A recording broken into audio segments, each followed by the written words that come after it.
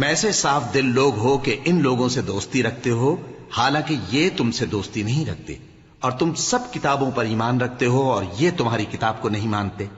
اور جب تم سے ملتے ہیں تو کہتے ہیں ہم ایمان لے آئے ہیں، اور جب تنہا ہوتے ہیں تو تم پر غصے کے سبب انگلیاں کاٹ کاٹ کھاتی ہیں۔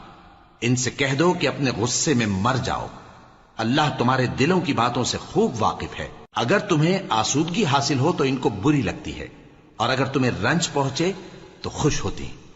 اور اگر تم تکلیفوں کی برداشت اور نافرمانی سے کنارہ کشی کرتے رہو گے تو ان کا فریب تمہیں کچھ بھی نقصان نہ پہنچا سکے گا۔ یہ جو کچھ کرتے ہیں اللہ اس کا احاطہ کیے ہوئے ہے۔ اور اس وقت کو یاد کرو جب تم صبح کو اپنے گھر سے روانہ ہو کر ایمان والوں کو لڑائی کے لیے مورچوں پر موقع بموقع متعین کرنے لگے، اور اللہ سب کچھ سنتا ہے، جانتا ہے۔ اس وقت تم میں سے دو جماعتوں نے جی چھوڑ دینا چاہا، مگر اللہ ان کا مددگار تھا، اور مومنوں کو تو اللہ ہی پر بھروسہ کرنا چاہیے۔ اور اللہ نے جنگ بدر میں بھی تمہاری مدد کی تھی، جبکہ اس وقت بھی تم بے سر و سامان تھے۔ بس اللہ کی نافرمانی سے بچو تاکہ شکر گزار بن جاؤ۔ جب تم مومنوں سے یہ کہہ کر ان کے دل بڑھا رہے تھے کہ کیا تم کو یہ کافی نہیں کہ تمہارا پروردگار 3000 فرشتے نازل کر کے تمہیں مدد دے؟ ہاں، کیوں نہیں؟ اگر تم دل کو مضبوط رکھو اور نافرمانی سے بچتے رہو،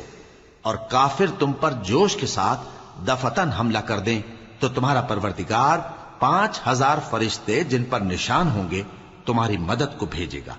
اور اس مدد کو تو اللہ نے تمہارے لیے ذریعہ بشارت بنایا، یعنی اس لیے کہ تمہارے دلوں کو اس سے اطمینان حاصل ہو،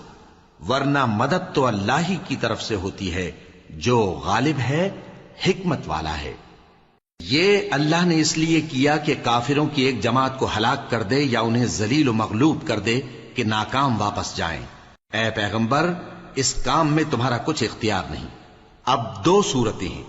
یا اللہ ان کے حال پر مہربانی کرے یا انہیں عذاب دے کہ یہ ظالم لوگ ہیں، اور جو کچھ آسمانوں میں ہے اور جو کچھ زمین میں ہے سب اللہ ہی کا ہے، وہ جسے چاہے بخش دے اور جسے چاہے عذاب کرے، اور اللہ بخشنے والا مہربان ہے۔ اے ایمان والو، دگنا چوگنا سود نہ کھاؤ، اور اللہ سے ڈرو تاکہ کامیاب ہو جاؤ، اور دوزخ کی آگ سے بچو جو کافروں کے لیے تیار کی گئی ہے، اور اللہ اور اس کے رسول کی اطاعت کرو تاکہ تم پر رحمت کی جائے، اور اپنے پروردگار کی بخشش اور اس بہشت کی طرف لپکو جس کا عرض آسمان اور زمین کے برابر ہے، اور جو پرہیزگاروں کے لیے تیار کی گئی ہے، جو آسودگی اور تنگی میں